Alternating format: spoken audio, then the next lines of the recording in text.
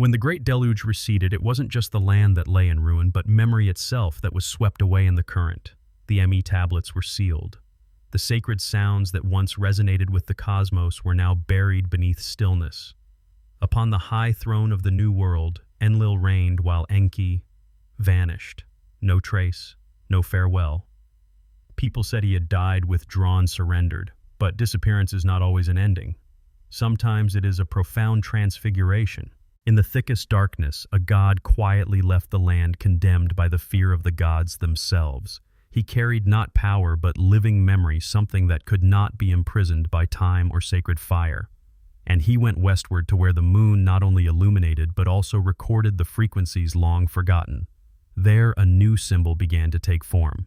Subscribe to the channel if your heart skipped a beat, not for any reason, but because your soul has just been touched. And leave a comment with the number 8, not to prove you understand, but to affirm to your own soul that you've heard and begun to remember. In Kemet, the land baked into legend by sunlight and fermented into memory by shadow, the people did not know the name Enki. No Sumerian inscriptions remained. No hymns of the Abzu echoed across the desert. But something strange began to occur. Temple walls started to bear the image of a god with the head of an ibis holding a reed pen, standing between the moon and the scales of justice. They called him Thoth, god of wisdom, of measurement of time and sacred words. Yet something in his eyes made many shiver, as if they had seen him before, in a dream too distant to name. Not all symbols are new. Some are memories reborn, disguised in new forms to evade the blades of those who would silence the soul. Thoth never declared himself. He did not come to proclaim who he was. But to the few minds still able to perceive ancient frequencies, a pulse rose from deep within the blood familiar. Not a learned sensation, but an unconscious memory reawakened. And they knew this was no new god. This was Enki, the one who once brought forth the waters, who engraved the ME into the stonework of time, who once rejected the throne to defend humanity's right to remember. Transformation is never deception. It is the soul's strategy. Thoth was not impersonating Enki. He was Enki, having shed his name, changed his tongue, and translated the vibrational language of Sumer into Egypt's sacred geometry. But the frequency remained one. Like a melody played on different instruments, the sound may seem unfamiliar, but those who have heard it before recognize it. And Kemet, in its divine moment, became a vault of memory beneath layers of sand and moonlight.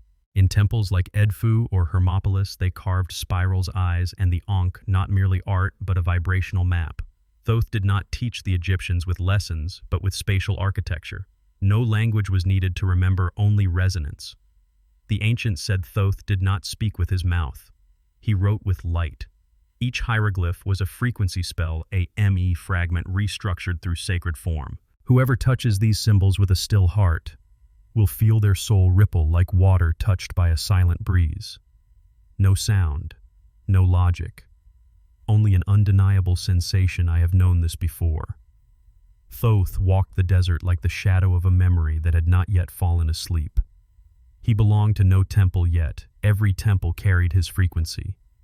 He needed no worship, only a few souls who still remembered how to listen without words. And if one night you dream of moonlight illuminating unreadable script, if you ever see an Egyptian symbol and your heart skips a beat, if there are moments when you feel as though someone is transcribing your thoughts, not to control but to preserve the most sacred part of you that was never spoken, then maybe you are not dreaming. Maybe you once learned from him, not in a lifetime but in a layer of memory that never vanished. And Thoth, who was once Enki, is still writing, not on stone, not on paper, but upon the field of your resonance. If you only stop and become still, you'll feel each silent line echoing from within. On a moonless night when the desert wind had vanished and every sound was swallowed by the silence of time, a young pharaoh sank into a strange dream unlike any omen before. He found himself standing in a room with no doors, no walls, no ceiling. There was no light, yet he could see. No sound, yet he could hear every breath of his own soul. Before him stood a tall god cloaked in a soft white-blue glow. The god bore the head of an ibis and held a reed pen, but instead of writing on stone tablets, he wrote upon empty space. Spiraling symbols of light rose like ripples in water, spreading outward then fading into stillness. The pharaoh trembled, not out of fear, but because he realized he was witnessing something that could not be spoken. He asked, "What are you writing?" The god kept writing, never turning, never lifting his gaze. Only one line appeared in the air. "The soul of mankind has forgotten who it is." At that moment, a wave surged within the pharaoh, not from without, but as if his own blood was flowing in reverse. He saw memories that did not belong to this life. Languages he had never learned, symbols he could not read yet somehow understood. He saw himself as a student in a temple swallowed by time. And in that light, he saw himself once having studied under this god, once having known something more sacred than any royal power. When he awoke, cold sweat soaked the royal linen. But his eyes held no fear. They shone as if lit from within. He told no one of the dream. He simply gave one command: build a temple. Not for worship, not for sacrifice, but to record. That temple bore no idol. Temple bore only walls carved with symbols of light spirals, eyes, hands, feathers, and flames that did not burn. No one could explain their meaning, but anyone who entered felt something stir within the chest. Some wept without knowing why. Some dreamed the same dream. People called it the Temple of Silence, but to the pharaoh it was a place where memory was inscribed in frequency. He believed true knowledge is not found in books. Books record what was once understood, but what he had seen was something never taught yet remembered by the soul. Because some truths do not come from this world. Some memories do not belong to logic nor to time. They only need to be reactivated through symbol, through vibration, through a silence so deep it becomes the oldest sound. That temple would later vanish along with the dynasty he built. But a few symbols survived, etched into broken tablets, faint on walls worn by sand. And those who touch them, if they are still enough, will find themselves standing once more in that room without doors. Once again. And the god with the ibis head is still writing. Not on paper, not on stone, but upon the souls of those who are ready to remember. Thoth never claimed to be Enki. He never needed to. No name was required to affirm himself. No throne was necessary to rule. He did not come to reclaim lost power nor to prove anything to the other gods. Thoth, like a living memory, existed not through words but through vibration.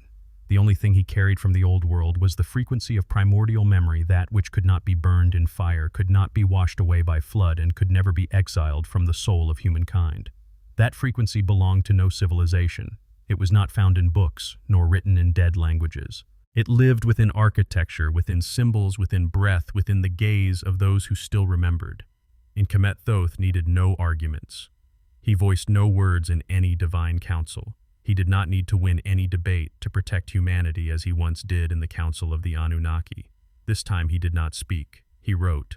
But what he wrote was never meant to be read with the eyes, only to be felt through frequency. His writings did not lie on papyrus, but were woven into space itself, like new ME encoded directly into the collective soul body of humanity.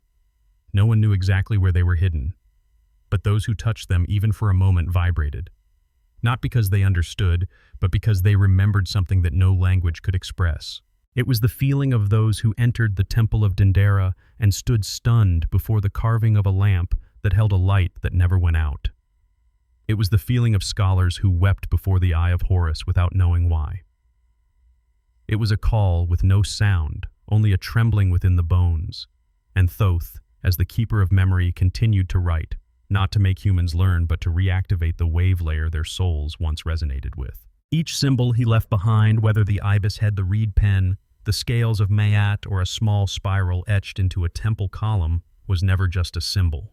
They were activation devices, maps back to the source frequency, ME in new form, requiring no mythology to exist, but breathing on their own through vibration.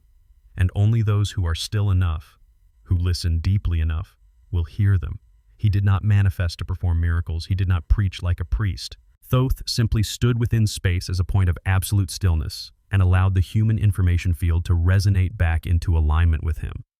Because he knew time would erase every tablet, every name, every language. But resonant fields are immortal. And if inscribed through silence, through properly timed symbols, memory does not need the mind to remember. It can be activated by blood. And that is how Enki returned, without being named, without admission, without praise. He returned as a deep pulse within those who once looked to the stars and asked, "Who am I?" And those who heard that call did not need an explanation. They only needed a symbol, a moment of silence, a dream. And when that happens, when that frequency is touched, the person will not say, "I've learned something new." They will say, "I just remembered something I never truly forgot." Thoth was never merely a scribe. He was the activator of sacred memory. He did not teach like a priest, nor did he write like a scholar. The way he taught was more like rekindling a symphony, a vibration that had once echoed inside the human soul across lifetimes lost to time. And those chosen as his students were not ordinary people, they were pharaohs. Not because they were kings, but because they were conduits of sacred frequency souls that carried within them the resonance of the stars. These pharaohs did not just inherit a throne, they inherited a language of silence, one that could only be read by the heart, not by the mind. On the night of coronation, as the people knelt before the throne, another ritual more secret took place in the darkened temple. There Thoth appeared not in form, but as spatial vibration. He offered no counsel, he gave no warning. He simply presented a symbol, perhaps a spiral, perhaps a line of light without source. And the pharaoh, if truly chosen, would not see the symbol with his eyes, but feel it deep in his marrow. When pharaohs learned from Thoth, they did not study history, nor politics, nor religious rites. They learned to listen to the echoes within silence. They learned that even a single ray of sunlight slipping through stone carried a message. They learned that pyramids were not tombs, but repositories of the heartbeat of ancient civilizations. They learned that light could write, and that every beam passing through a temple corridor at equinox was a wordless scripture Thoth left behind. These pharaohs were not granted power. They were entrusted with the responsibility of guarding the original frequency, not to rule, but to protect. Because Thoth never taught them how to control the masses. He taught them how not to get lost in noise. He taught them to become a resonant pillar between heaven and earth, between light and shadow, between the stars and the bloodstream of mankind. And only those who could maintain stillness within could ever hear Thoth's wordless lessons. When a pharaoh ascended, he did not merely wear the golden crown. He was marked by an invisible symbol, a personal frequency only his soul could feel.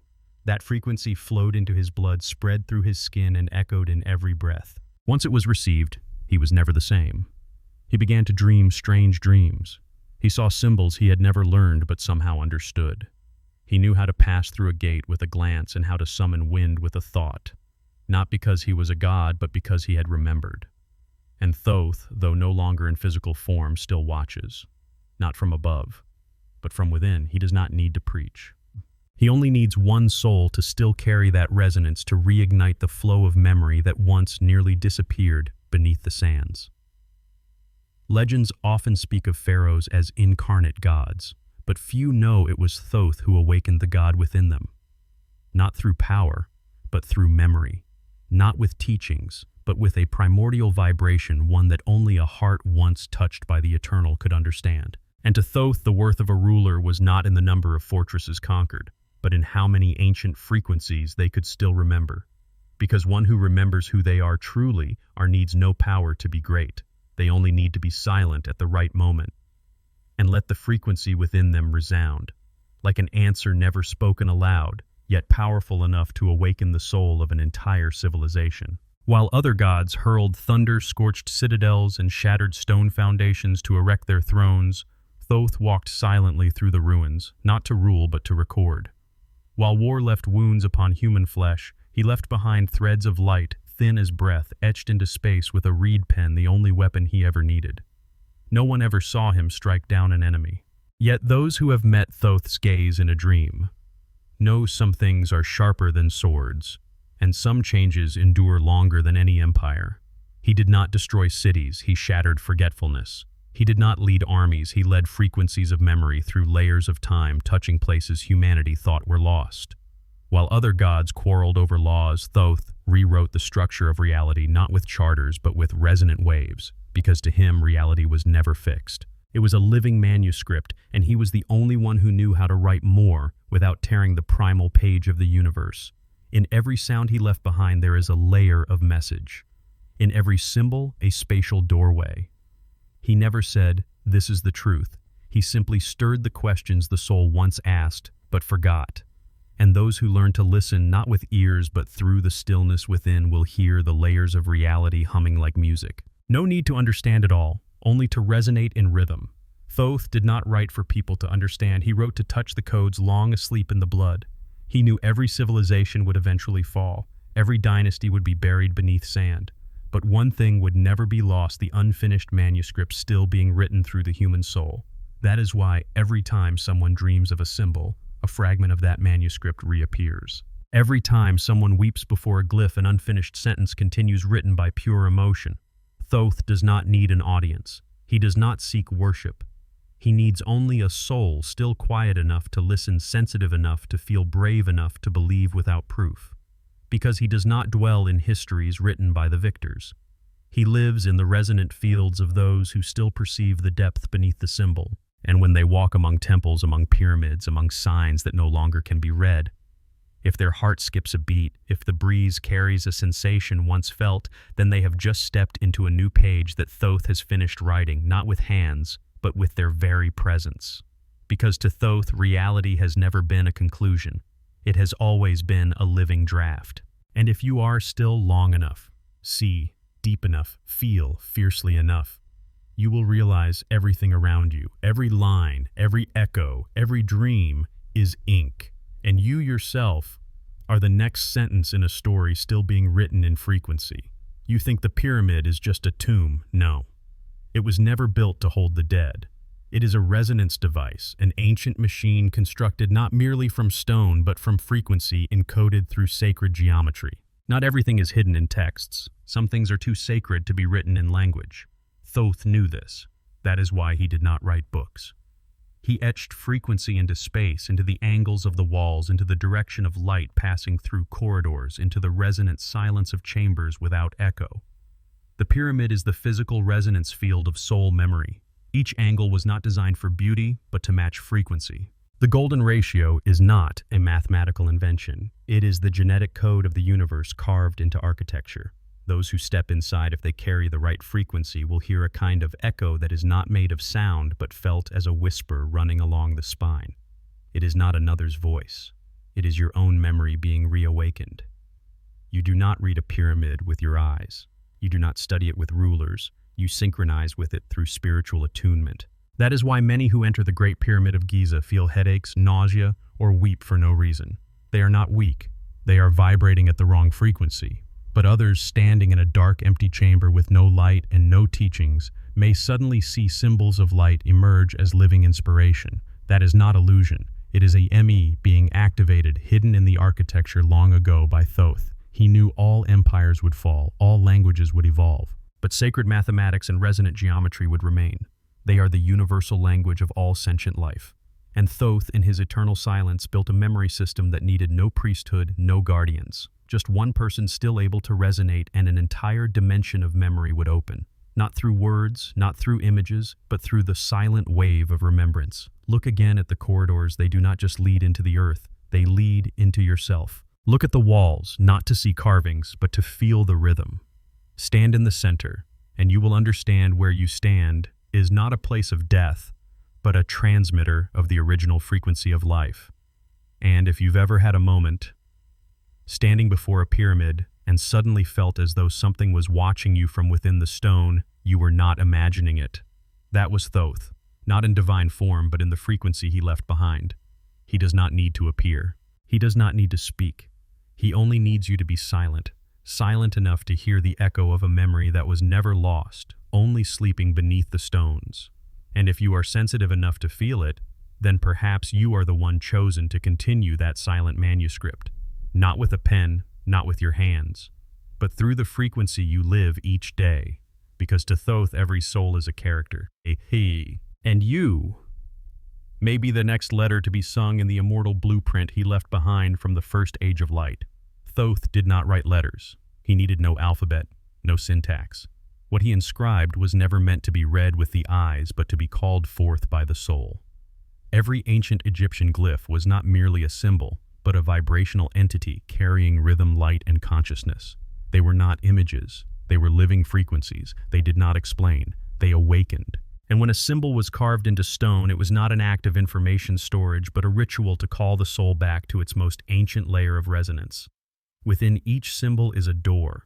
Some open into dreams, some into unnamed fears. Some, when seen, make your heart skip a beat, not because you understand, but because you once knew. Symbols do not knock at the mind. They strike directly at the sleeping frequency within you. Some look upon the eye of Horus and weep. Others see the Ankh, the key of life, and suddenly dream a dream that spans lifetimes. They don't know why. They only know something inside them just moved. That is not magic. That is memory rebooting. Not through will, but through the cosmic rhythm that once pulsed through your bones and blood long before language ever formed. Thoth knew that words would be distorted, books would be burned, but symbols could never be misinterpreted. Because they don't need to be understood, they only need to be felt. And so he created a language with no teachers, only rememberers. A language that needs no pronunciation, no classroom. It exists within the sacred resonance field, waiting to be touched by those quiet enough to listen within. This language is a structure of vibrating light encoded into living symbols, not just carrying meaning, but carrying the resonant portrait of you from lifetimes you no longer remember. Perhaps that's why some symbols make your heart pause for a moment, because they are not outside you. They are you etched into a form so you could finally recognize yourself. Thoth never needed to leave his name. He left a frequency. And you need no translator. You only need to pause, truly pause within the chaos of modern life and look deeply at a symbol you don't understand. You will feel something strange, not something new, but a primordial memory rising up again. It will not come from outside, but from the deepest layer within you, the layer Thoth never left. Symbols do not reside on stone. They vibrate in the bloodstream of souls who once walked through the primordial light, and when the symbol meets the right person, it activates. No noise, no spectacle, just a silent instant, and then everything inside you begins to resonate as if you've just read a sacred text you never learned, but somehow remember line by line. That is when you know you are not learning something new. You are beginning to remember. And Thoth, who never vanished, is still writing not with letters, but with you. In the realm of the dead, where language no longer exists, where time has unraveled, where masks worn through lifetimes are stripped away, the soul is not questioned by moral codes nor forced to list good or evil deeds. There are no inquiries like whom did you worship, how many good acts did you perform. No, the only question that resounds not in words but in vibration is, do you still remember who you are? And standing there in the stillness of the unseen is Thoth not as a judge, but as the keeper of the frequency of original truth. In his hands is no ledger of sins, but a map of resonance where every pulse of the soul is recorded, impossible to counterfeit. No one can lie in a place where the weight of vibration itself will speak, and the scales of Mayat are not meant to measure justice in worldly terms. They measure the authenticity of the soul when it stands before its own essence. The pure white feather light as breath can become heavier than the universe when placed beside a soul that has forgotten itself. Because in Thoth's cosmos, forgetting your essence is the most severe disruption of frequency. One who lives true to their origin, even in poverty and silence, never named in history, their soul will weigh light as light, resounding like a pure harmonic. But one who sold their memory for image, for power, for obedience, though they may have temples' doctrines, and praise their soul, will fall heavy like stone into the abyss. Thoth does not punish. He simply records what truly resonated from within. And in that record, there is no place for pretense, only the purity of resonance. Some souls enter the chamber glowing only for the illusion to collapse when the feather touches the scale, for their inner frequency is fractured. Others, unknown, unsainted, unpraised, when they step forward, their resonant field causes the whole space to hum with the sound of an ancient song, because in Thoth's archive there is no history, only vibration. He writes not with letters, but with the heartbeat of the soul. And every note strayed from essence leaves a wrong chord in the symphony of the cosmos. He needs no courtroom. He only needs to listen to hear if you still resonate as yourself, or if you've become the echo of a system you once obeyed. And this is the most mysterious part Thoth does not record to judge. He records to return frequency to the universe. For every soul departing a lifetime must leave behind its original frequency, a puzzle piece in the greater cosmic self. If the soul no longer remembers, that piece loses its tone, and the universe misses a note, a disruption in the chorus of light. Thus, Thoth's act of recording is not for punishment but as reminder that every action, every choice, every vibration leaves a line of data. No one is hidden, no one is forgotten. But only those who remember who they are can pass through the final gate, not to enter some afterlife, but to return to the original frequency of their soul. And in that place, the wordless archive of the cosmos Thoth is still there, not judging, not sentencing, only quietly listening as each soul approaches, and recording the final vibration of truth. Did you remain yourself? There are some people not of royal blood, not clad in priestly robes, not holding any title in temple or court. And yet when they walk through the stone corridors, a strange light in their eyes makes the entire space fall still. No one taught them the rituals. No one led them to the sacred site. They simply appear standing silently among columns dusted by time. And then, with just a single symbol faintly carved into the wall or a soft sound, a breeze slipping through a crack, a distant echo from the heart of stone, tears fall from their eyes. No reason, no explanation, not from fear, not from understanding, but because an ancient memory within them has just been touched.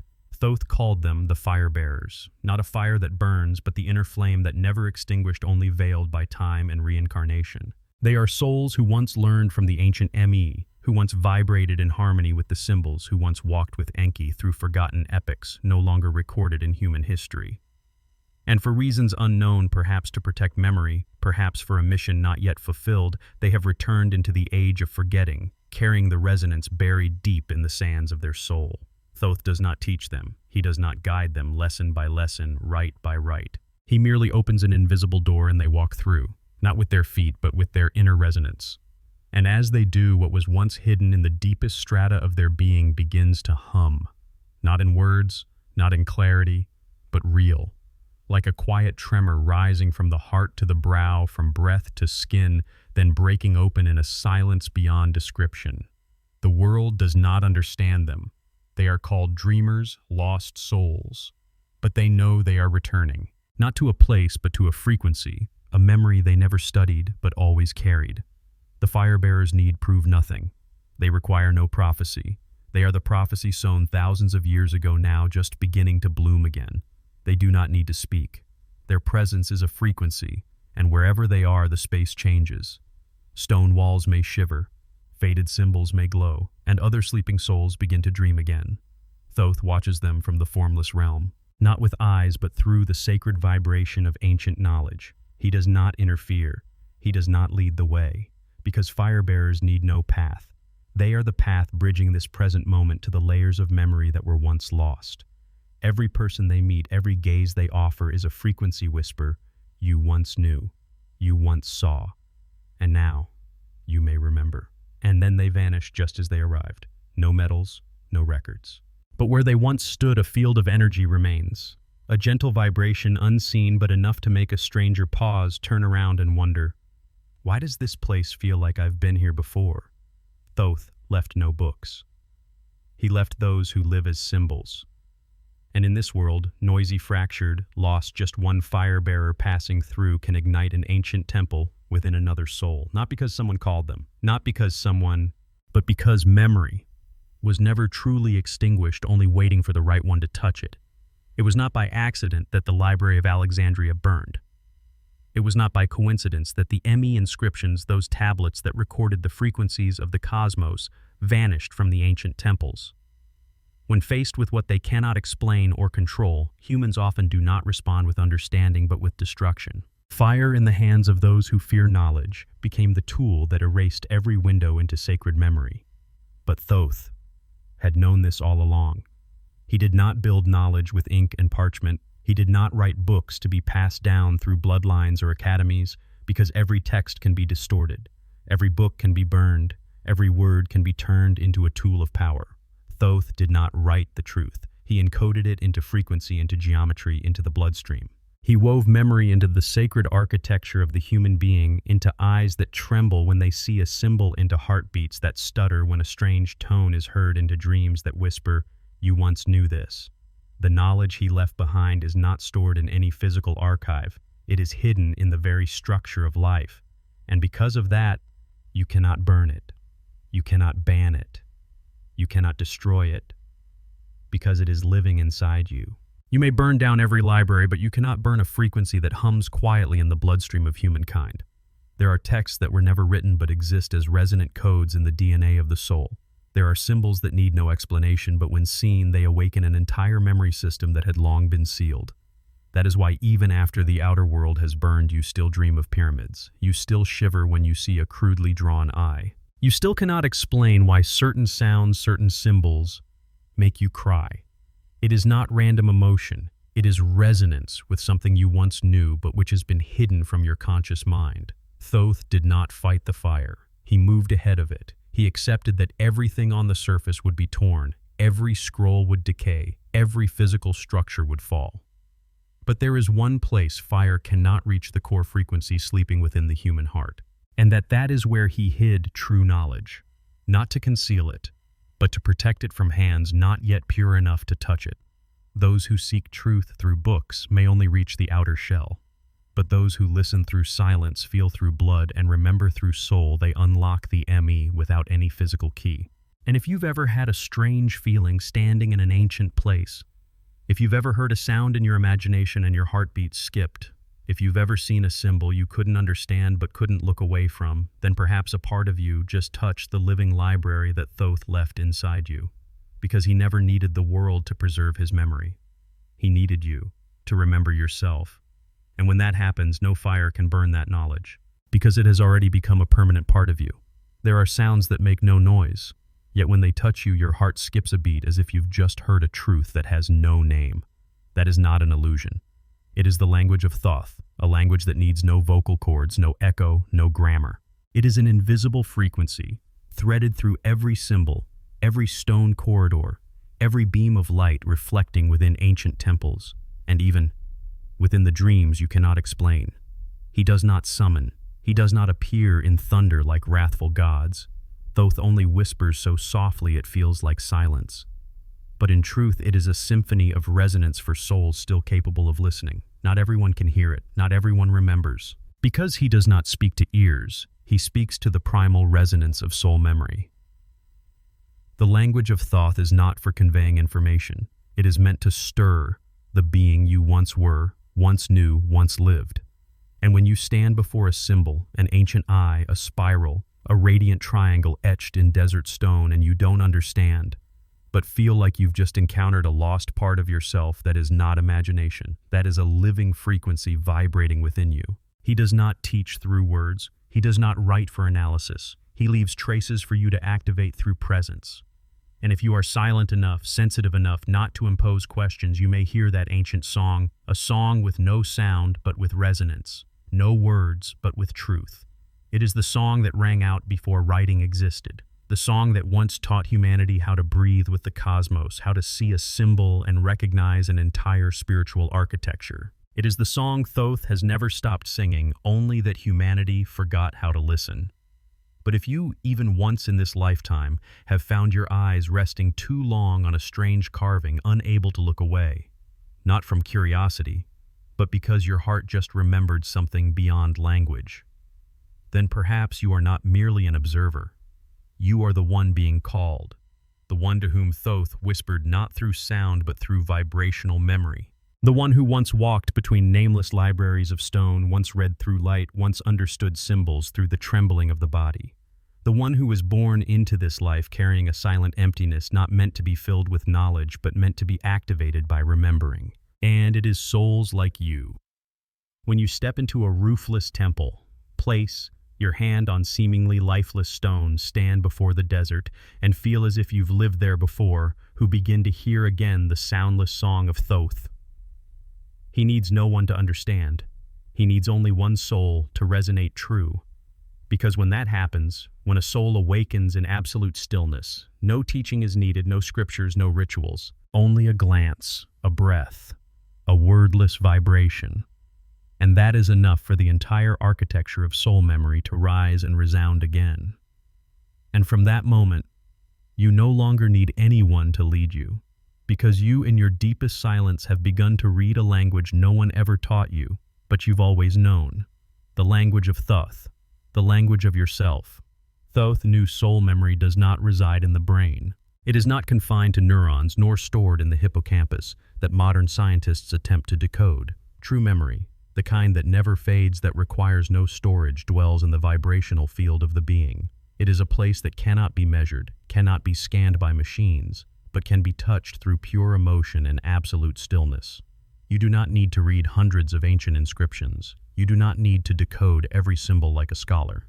You only need to feel. And if you dare step into that space of feeling where reason cannot enter, where logic dissolves, a gate will open. Not a gate of metal, not a physical threshold, but a gate within you where memory is not information but living light. There are no letters, no fixed images, only moving light shaping itself into symbols, into rhythms, into a breathing stream of knowledge. And that stream does not need to be recorded, it needs to be resonated with. When you resonate in alignment, you do not understand, you remember. Not like someone recalling a name from the past, but like a soul recognizing it was once part of something greater. That feeling is not loud, not overwhelming. It is deep, like the silent echo of an ancient dream. A dream that never vanished, only slept, waiting for the right vibration to wake again. Thoth does not ask you to become a disciple. He offers no curriculum. He does not judge intelligence. He simply watches. Who still holds the primordial frequency within, who can stand before emptiness and hear what has never been spoken, who can feel truth in the absence of words. They are the ones about to cross the threshold, not from seeker to scholar, but from seeker to rememberer. And when they do, they will discover there is nothing new, no knowledge waiting to be discovered. Only their ancient self reaching out smiling, no greeting needed. Only one pulse and the entire inner cosmos begins to sing in harmony. This, no school can teach, no religion can own, no language can name. It is the field of soul memory, and Thoth, the silent god, the one who does not decree but inscribes through frequency, is its guardian, not to bar entry, but to protect the purity of the experience. He waits not for the brilliant, but for those souls brave enough to trust a feeling with no proof, those who cross without questions, who simply feel. And when that light begins to move within them, language becomes unnecessary. Because when you truly remember, you no longer need anyone to tell you who you are. You remember yourself as a being who never left the source. And in that moment, you are not learning anything. You are simply hearing again the song that Thoth once wrote inside you before time had a name. Thoth needs no temple, no sacrificial blood, no praise lit by 1,000 candles or echoed through endless chants. He does not appear to demand prostration or ritual. He appears when you tremble deeply before something you cannot name. Because Thoth does not live in stone. He lives in the frequency of unawakened memory. To Thoth, memory is not something to be stored like a relic in a spiritual museum. Memory is a divine ignition, and when activated in the right rhythm, it doesn't just return, it opens a doorway back to the sacred core of who you are. He is the keeper of that frequency, not to control it, but to guard it until your soul is ready to return. And when you gaze upon an ancient symbol or hear a strange sound that makes your heart skip, that is not coincidence. That is Thoth, smiling through the veil of vibration. No words needed, no appearance required. He simply sends a gentle pulse into your field of resonance. And if you are still enough, you will feel that you've just remembered something you never learned. You don't need to understand to know. Because the deepest truth does not arrive through language. It arrives through resonance.